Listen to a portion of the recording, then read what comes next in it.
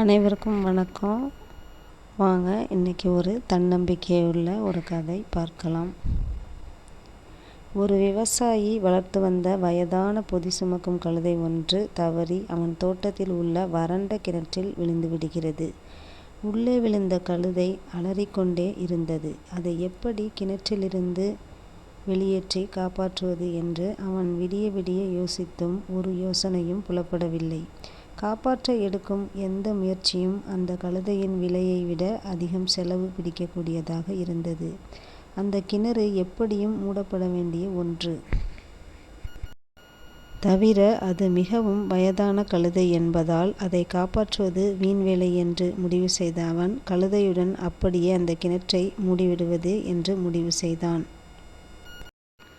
அக்கம் பக்கத்தினரை உதவிக்கு கூப்பிட அனைவரும் திரண்டனர். சற்று அருகில் இருந்த ஒரு மண் திட்டிலிருந்து மண்ணை மண்வெட்டியில் அள்ளி கொண்டு வந்து அந்த கிணற்றில் அனைவரும் போட ஆரம்பித்தனர். கழுதை நடப்பதை உணர்ந்து தற்போது மரண பயத்தில் அலறியது. ஆனால் அதன் அலறலை எவரும் சட்டை செய்யவில்லை. இவர்கள் தொடர்ந்து மண்ணை அள்ளி அள்ளி கொட்ட கொஞ்ச நேரம் கழித்து அதன் அலறல் சத்தம் அடங்கிவிட்டது. ஒரு 10 நிமிடம் மண்ணை அள்ளி கொட்டியவுடன் கிணற்றுக்குள்ளே விவசாயி எட்டி பார்க்க அவன் பார்த்த காட்சி அவனை வியப்பில் ஆழ்த்தியது. ஒவ்வொரு முறையும் மண்ணை கொட்டும்போது கழுதை தனது உடலை ஒரு முறை உதறிவிட்டு மண்ணை கீழே தள்ளி அந்த மண்ணின் மீதே நின்று வந்தது. இப்படியே பல அடிகள் அது மேலே வந்திருந்தது. இவர்கள் மேலும் மேலும் மண்ணை போட போட கழுதை தனது முயற்சியை கைவிடாது உடலை உதறி உதறி